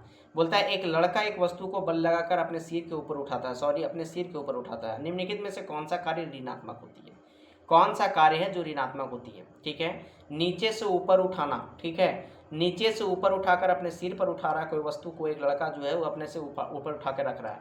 तो गुरुत्वाकर्षण जो होता है जब ऊपर से नीचे की ओर आता है, तो क्या हम बोले थे कि गुरुत्वाकर्षण जब ऊपर से नीचे की ओर फेंका जाएगा तो गुरुत्वाकर्षण बल जो होता है वो क्या होता है, वो तब होता है पॉजिटिव, और जब नीचे से ऊपर की ओर जाता है तो क्या होता है नेगेटिव। तो यहाँ पे क्या होगा, गुरुत्वाकर्षण बल द्वारा किया गया कार्य क्या हो जाएगा। इस प्रश्न का सही आंसर क्या हो जाएगा, ऑप्शन ए हो जाएगा। ठीक है, ऑप्शन ए हो जाएगा सही आंसर। नेक्स्ट क्वेश्चन है कि तंत्रिका आवेग संरचना के दौरान, ठीक है, तंत्रिका आवेग संरचना के दौरान, ठीक है, तंत्रिका आवेग संरचना के दौरान न्यूरोट्रांसमीटर एक न्यूरॉन से निकलते हैं और दूसरे द्वारा प्राप्त होते हैं। तंत्रिकाओं के कौन सा भाग इस रासायनिक संचार में मुख्य रूप से शामिल है। ऑप्शन ए तंत्रिका का एक्सॉन माइलिन आवरण में जाता है, ऑप्शन बी एक ही न्यूरॉन का डेंड्राइट एक्सॉन टर्मिनल में जाता है, ऑप्शन सी एक्सॉन टर्मिनल जो होता है दूसरे न्यूरॉन के डेंड्राइट में जाते हैं, ऑप्शन डी बोलते हैं एक ही न्यूरॉन का कोशिका निकाय एक्सॉन में जाता है। तो इस प्रश्न का जो सही आंसर हो जाएगा एक्सॉन टर्मिनल जो होता है दूसरे न्यूरॉन के डेंड्राइट में। ठीक है, नेक्स्ट क्वेश्चन है कि निम्नलिखित कथनों को ध्यान से पढ़े और सही विकल्प का चयन करना है। ठीक है, कथन दिया हुआ विकल्प का चयन करना। अभिकथन दिया हुआ कि तैलीय भोजन को वायुरोधी पात्रों में रखने हेतु दुर्गंध से बचाव होता है। वायुरोधी पात्र, ठीक है, वायुरोधी पात्र में रखने से क्या होता है, वायुरोधी पात्र में रखने से दुर्गंध से बचाव होता है। ये आप लोग भी देखे होंगे कि आप कोई चिप्स वगैरह लेते होंगे तो दुर्गंध बाहर में नहीं देता होगा। ठीक है, ऑप्शन बी है कि वायुरोधी पात्र वसा और तेलों के ऑक्सीकरण को धीमा कर देता है। ये भी बात सही है, मतलब ऑक्सीजन से उसको क्या करता है, मिलने नहीं देता है, जिसके कारण क्या होता है वो दुर्गंध नहीं होता है। तो इस प्रकार अभिकथन सही है और कारण भी सही है। ठीक है, और जो है मतलब कारण जो है वो अभिकथन का सही व्याख्या करता है, और इस प्रश्न का सही आंसर जो होगा ऑप्शन डी हो जाएगा। ठीक है, नेक्स्ट क्वेश्चन है कि कार्बन को लंबी श्रृंखला बनाने का कौन सक्षम है।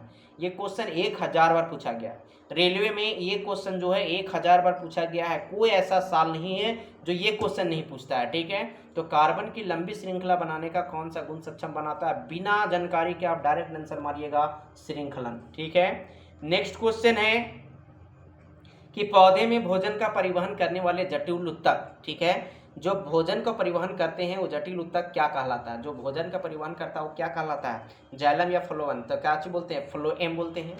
और इसमें चालनी नलिकाएं और किसके जैसी जीवित कोशिकाएं होती है ये बताना है। तो हम बताएं कि जाइलम होता है। अब क्या हो जाएगा, अब यहाँ जाइलम जब शुरू में आंसर हो गया तो मतलब कि सी या डी होगा। तो अब इस प्रश्न का सही आंसर क्या होगा। ठीक है, तो आगे क्वेश्चन कह रहा है कि इसमें चालनी नलिकाएं और वाहिकाएं जैसे जीवित कोशिकाएं होती है, यही ना होगा। तो इस प्रश्न का सही आंसर क्या हो जाएगा, फटाफट आंसर कीजिए। तो इस प्रश्न का सही आंसर क्या हो जाएगा, सॉरी जाइलम नहीं फ्लोएम, सॉरी बोलता है कि भोजन का परिवहन करने वाला जटिल ऊतक फ्लोएम होता है, फ्लोएम कहलाता है। ठीक है, जाइलम तो जल और किसका, जल और खनिज लवण का करता है, तो यहाँ पे हो जाएगा फ्लोएम। अब जैसे फ्लोएम हुआ यहाँ पे डायरेक्टली क्या मिल गया आंसर, फ्लोएम और सहचर कोशिकाएं। ठीक है, नेक्स्ट क्वेश्चन है कि प्रणाली में औसत चाल के सही इकाई निम्नलिखित में से क्या है। वही क्वेश्चन है जो शिफ्ट 1 में भी आया हुआ था क्वेश्चन, वही क्वेश्चन है कि औसत चाल क्या हो जाएगा, चाल इज इक्वल टू मीटर पर सेकंड में होता है। तो इस प्रश्न का सही आंसर हो जाएगा मीटर पर सेकंड। ठीक है, नेक्स्ट क्वेश्चन है कि एक अवतल दर्पण से 30 सेंटीमीटर की दूरी पर एक वास्तविक और उल्टा प्रतिबिंब बनाता है। देखिए जब दर्पण के सामने रखा हुआ है कोई भी वस्तु और वास्तविक और उल्टा बना रहा है तो क्या है कि मतलब नेगेटिव, मतलब कि इसका साइन क्या हो जाएगा, माइनस में होगा। अब बोलता है कि जब वस्तु को दर्पण से 40 सेंटीमीटर की दूरी पर रखा जाता है, ठीक है, देखिए फिर से क्वेश्चन कि एक अवतल दर्पण से 30 सेंटीमीटर की दूरी पर एक वास्तविक और उल्टा प्रतिबिंब बनाता है। प्रतिबिंब की लंबाई मतलब v इक्वल टू 30 सेंटीमीटर है। ठीक है, और बोलता है -30 सेंटीमीटर, और बोलता है कि वस्तु को दर्पण से 40 सेंटीमीटर की दूरी पर रखा जाता है, मतलब क्या हो जाएगा, u इक्वल टू -40 हो जाएगा। तो दर्पण का उत्पन्न आवर्धन क्या हो जाएगा, आवर्धन क्या होता है जी, आवर्धन, दर्पण का आवर्धन जो होता है वो -v/u होता है, और लेंस का आवर्धन जो होता है वो v/u होता है। तो माइनस यू करने के लिए -40 क्या हो जाएगा, माइनस यू करने के लिए क्या हो जाएगा, माइनस इंटू -40 अर्थात +40 और -30 हो जाएगा। तो इसको कीजिएगा, ठीक है, इसको कीजिएगा तो कितना हो जाएगा, 4/3 हो जाएगा, कितना में, -4/3। तो इस प्रकार इस प्रश्न का सही आंसर क्या हो जाएगा, इस प्रकार इस प्रश्न का सही आंसर क्या हो जाएगा, -3 मतलब -3/4 होगा। ठीक है, क्योंकि -v/u होता है, तो v कितना दिया हुआ है, 30 दिया हुआ है, और जब मतलब माइनस मतलब इधर चिन्ह परिपाटी से देखेंगे वास्तविक और उल्टा बना रहा है तो किधर बना रहा है, मतलब माइनस की ओर बना रहा है, इसलिए माइनस इंटू -30 बटा क्या हो जाएगा, -40। अब माइनस कट गया, एक तो माइनस बच रहा है, इसलिए -30 क्या -3/4 हो जाएगा इस प्रश्न का सही आंसर। ठीक है, याद रखिएगा कि आवर्धन m इज इक्वल टू, दर्पण में याद रखिएगा कि -v/u होता है, और लेंस में क्या होता है, v/u होता है, +v/u होता है। ठीक है, ये याद रखिएगा। नेक्स्ट क्वेश्चन है कि एक ध्वनि तरंग की चाल जो है, देखिए चाल दिया हुआ है 320 मीटर पर सेकेंड, और यदि तरंग का तरंग दैर्ध्य दिया हुआ है 0.4 मीटर है, तो तरंग की आवृत्ति क्या हो जाएगी, आवृत्ति क्या हो जाएगा, फटाफट आंसर दीजिए। आवृत्ति को हम लोग किससे डिनोट करते हैं जी, लेम्बड़ा, मतलब आवृत्ति को किससे डिनोट करते हैं, फटाफट कीजिए, एफ से। ठीक है, तो हम लोग जानते हैं कि F is equal to v/λ हो जाएगा। लेम्बड़ा क्या है, तो लेम्बड़ा है तरंग दैर्ध्य, और भी क्या है, तो चाल है। ठीक है, तो कितना हो जाएगा, 320/0.4। ये 320 डायरेक्टली हम लोग जानते हैं कि क्या हो जाएगा, यहाँ पे देखिए आवृत्ति f is equal to F बराबर जो है, एफ बराबर क्या हो जाएगा, एफ बराबर हो जाएगा v बटा क्या हो जाएगा, v/λ। ठीक है, v/λ ये दिया हुआ है 320, और कितना दिया हुआ है, लेम्बड़ा कितना दिया हुआ है, मतलब कि तरंग दैर्ध्य कितना दिया हुआ है 0.4, तो डायरेक्ट 4, ये दशमलव के कारण यहाँ 0 बैठ जाएगा, 4×8 = 800। ठीक है, ये कितना हो जाएगा, 800 हर्ट्ज, और आवृत्ति को किस में मापते हैं, 800 में, मतलब हर्ट्ज में। तो इस प्रकार इस प्रश्न का सही आंसर ऑप्शन ए हो जाएगा। ठीक है, नेक्स्ट क्वेश्चन है कि एक बालिका के जन्म के समय उसके अंडाशय में क्या होते हैं। एक बालिका जब जन्म लेती है, जब बालिका जन्म ले रही है तब ये वो वाला मत समझना कि उसकी माँ के बारे में मत समझ लीजिएगा। यहाँ पे समझिएगा कि एक बालिका के जन्म के समय, ऐसा नहीं कि माँ का, ठीक है, एक बालिका के जन्म के समय उसके अंडाशय कैसी होती है ये बताना है। केवल अपरिपक्व अंडे होते हैं। ऑप्शन बी है कि परिपक्व और अपरिपक्व अंडे दोनों होते हैं। ऑप्शन सी है कि कोई अंडे नहीं होते हैं। ऑप्शन डी है कि केवल परिपक्व अंडे होते हैं। तो क्या होता है, उस समय जिस समय कोई बालिका जन्म लेती है उस समय क्या होता है, केवल अपरिपक्व अंडे होती है, अपरिपक्व परिपक्व नहीं होता है, ठीक है। नेक्स्ट क्वेश्चन है, लेकिन अंडे होते हैं। नेक्स्ट क्वेश्चन है कि अभिक्रियाशीलता श्रृंखला के आधार पर अभिक्रियाशीलता श्रृंखला के आधार पर निम्नलिखित में से कौन सा धातु सबसे कम अभिक्रियाशील है। अब सबसे कम अभिक्रियाशील कौन है, सबसे ज़्यादा अभिक्रियाशील कौन है, कौन धातु जो अभिक्रियाशील नहीं है, ये तो पूरा डिटेल से पढ़े हैं आप लोग। तो इनमें से जो दिया हुआ है कि कोई अभिक्रियाशील है ये नहीं, कौन, सोना तो अभिक्रियाशील है ये नहीं है, तो सही आंसर यही हो जाएगा कि कौन सबसे कम अभिक्रियाशील पूछा है, तो सही आंसर क्या हो जाएगा, ऑप्शन सी हो जाएगा, सोना, ठीक है। और यदि सबसे ज़्यादा अभिक्रियाशील पूछता तो क्या होता, फटाफट आंसर कीजिए। तो आयरन होता कि कैल्शियम होता कि पोटेशियम होता कि सोना होता, तो पोटेशियम हो जाता इसके अकॉर्डिंग, ठीक है। तो इसके अकॉर्डिंग क्या हो जाता, पोटेशियम हो जाता। तो इस प्रश्न का सही आंसर क्या हो जाएगा, इस प्रश्न का सही आंसर क्या हो गया, तो इस प्रश्न का जो सही आंसर हो जाएगा मतलब सोना हो गया। तो इसमें यदि इसी को अभिक्रियाशीलता के आधार पर यदि बता देता कि सबसे ज़्यादा अभिक्रियाशील पोटेशियम है, उसके बाद कैल्शियम, उसके बाद आयरन है, उसके बाद सोना है, ठीक है। और सोना तो यदि कभी ये भी पूछ दे कि कौन सा है जो अभिक्रियाशीलता श्रृंखला के आधार पर सबसे कम, यहाँ पे पूछा है कि मतलब कि कौन सा धातु जो अभिक्रियाशील है ही नहीं, तो भी सोना हो जाएगा, ठीक है। नेक्स्ट क्वेश्चन है 20 नंबर क्वेश्चन की राइजोप्स, ठीक है। नेक्स्ट क्वेश्चन है कि राइजोप्स, ठीक है, राइजोप्स में कौन सी संरचना बीजाणु निर्माण के माध्यम से प्रजनन की प्रक्रिया में सीधे शामिल होती है। कवक तंतु, बीजाणुधानी, कवक जाल की मूलाद। तो इस प्रश्न का सही आंसर क्या हो जाएगा, बीजाणुधानी, क्या हो जाएगा, बीजाणुधानी। नेक्स्ट क्वेश्चन है कि वजन और द्रव्यमान के बारे में निम्नलिखित में से कौन सा कथन सत्य है, ये बताना है कि वजन और द्रव्यमान, ठीक है, वजन अर्थात भार और द्रव्यमान, ठीक है। तो द्रव्यमान जो होता है ये आप लोग याद रखिएगा कि द्रव्यमान दुनिया में कहीं भी जाइएगा तो बराबर ही रहेगा, ठीक है, वो बढ़ेगा घटेगा नहीं, क्योंकि द्रव्यमान संरक्षण के नियम भी कहता है, ठीक है। तो यहाँ पे बोला जा रहा है कि चंद्रमा पर द्रव्यमान और वजन दोनों बदलते हैं, ऐसा नहीं है। ऑप्शन बी कि मतलब चंद्रमा पर केवल द्रव्यमान बदलता है, द्रव्यमान तो बदलेगा ही नहीं। ऑप्शन सी है कि चंद्रमा पर ना तो द्रव्यमान और ना ही वजन बदलता है, वजन तो बदल जाता है, 1/6 हो जाता है पृथ्वी की अपेक्षा। ऑप्शन डी के चंद्रमा पर केवल वजन बदलता है। तो ये सही आंसर क्या हो जाएगा, तो सही आंसर क्या हो जाएगा, ऑप्शन डी हो जाएगा कि केवल वजन बदलता है, द्रव्यमान नहीं, ठीक है। नेक्स्ट क्वेश्चन है कि निम्नलिखित में से कौन सा एक ग्रान सूचक नहीं है, ठीक है, मतलब सूंघ के किसको नहीं बताया जा सकता है, ठीक है, नहीं बताया जा सकता है। लौंग का तेल, प्याज, वनीला की लिटमस। तो आप लोग जानते हैं कि लिटमस क्या होता है, लिटमस एक पत्र है जो जाइलम फ्लोएम से बना हुआ है, ठीक है।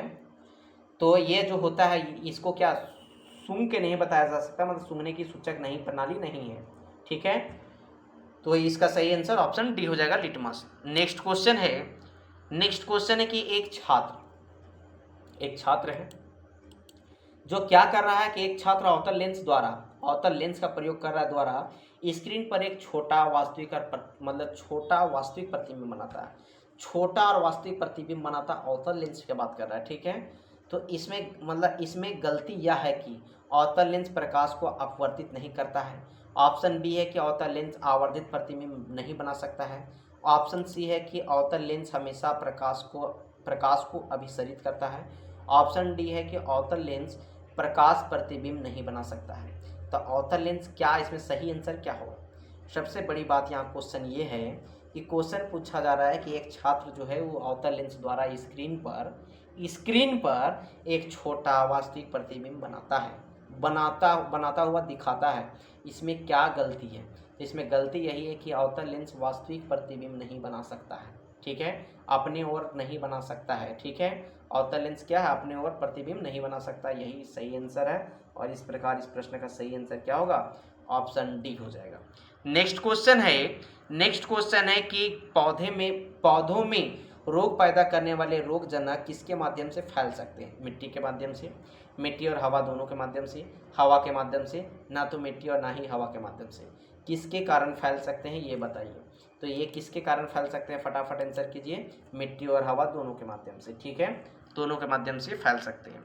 नेक्स्ट क्वेश्चन है कि एक लाइट बल्ब, बोला जा रहा है कि एक लाइट बल्ब है, एक लाइट बल्ब का फिलामेंट टंगस्टन का बना होता है, ये आप लोग जानते हैं, क्योंकि इसमें होता है क्या होता है, उच्च प्रतिरोध और उच्च गलनांक। ऑप्शन बी उच्च प्रतिरोध और निम्न गलनांक। ऑप्शन सी है कि निम्न प्रतिरोध और निम्न गलनांक। ऑप्शन डी है कि निम्न प्रतिरोध और उच्च गलनांक।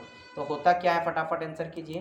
तो उच्च प्रतिरोध होता है, उच्च प्रतिरोध होने के कारण क्या होता है कि वो उच्च प्रतिरोध होता है, और क्या होता है, गलनांक भी उच्च होता है, ठीक है। तो इस प्रश्न का सही आंसर क्या हो जाएगा, ऑप्शन ए हो जाएगा इस प्रश्न का सही आंसर। इस प्रकार हम लोग आज जो है 9 फरवरी को जो एग्जामिनेशन हुआ था ग्रुप डी का, शिफ्ट 1, शिफ्ट 2, शिफ्ट 3, तीनों साइंस का, तीनों का एनालिसिस कर लिए हैं, और हम लोग कोशिश करेंगे कि एग्जामिनेशन तक एक बार हमारा दिन भर में हो सकता है कभी कभी 2 वीडियो भी चला जाए।